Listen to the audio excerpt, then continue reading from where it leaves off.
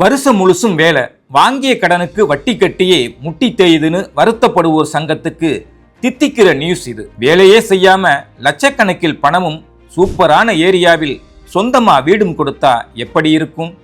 அட, இந்த டீலிங் நல்லா இருக்கேன்னு வடிவேலு பாணியில வண்டியை கட்டுறவங்க டீட்டெயில நல்லா கேட்டுக்குங்க.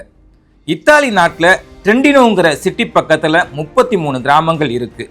இந்த கிராமங்களில் நிரந்தரமா குடியேறுபவர்களுக்கு சொந்தமா வீடும் 92 லட்சம் பணத்தையும் கொடுக்குது இத்தாலி அரசு.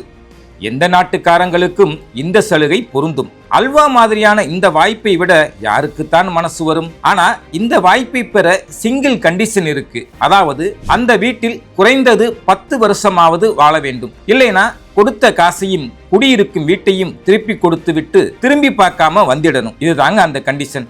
அட பரவாயில்ல பாஸ், இப்ப நான் ஃப்ளைட் பிடிக்கிறேன், இத்தாலிக்கு பறக்கிறேன்னு அவசரப்படுறதுக்கு முன்னாடி இத்தாலி அரசு இந்த ஸ்கீமை கொண்டு வந்ததின் பின்னணி தெரிஞ்சுக்கிட்டா நல்லது. இந்தியா மட்டுமில்லாம உலகம் முழுசுமே நகர்மயமாதல், அதாவது கிராமத்திலிருந்து சிட்டிக்கு குடிபெயர்பவர்களின் எண்ணிக்கை நாளுக்கு நாள் அதிகமாயிட்டே வருது. கல்வி, வேலை வாய்ப்புக்காகவே இந்த இடப்பெயர்ச்சி நடக்குதுனாலும் ஒரு நாட்டோட வளர்ச்சிக்கு கிராமங்களே முதுகெலும்பு என்பதையும் மக்கள் கொஞ்சம் கொஞ்சமாய் மறந்து போய் கொண்டிருக்கும் காலம் இது. இப்படி ஒரு நிலையில்தான் இத்தாலியின் அந்த 33 கிராமங்களை விட்டு மக்கள் நகருக்கு குடிபெயர்ந்து வாழ்வதால் பாரம்பரியத்தை காக்க இத்தாலி அரசு இம்முயற்சியை எடுத்துள்ளது. என்னங்க பாஸ், இந்தியாவா இத்தாலியா?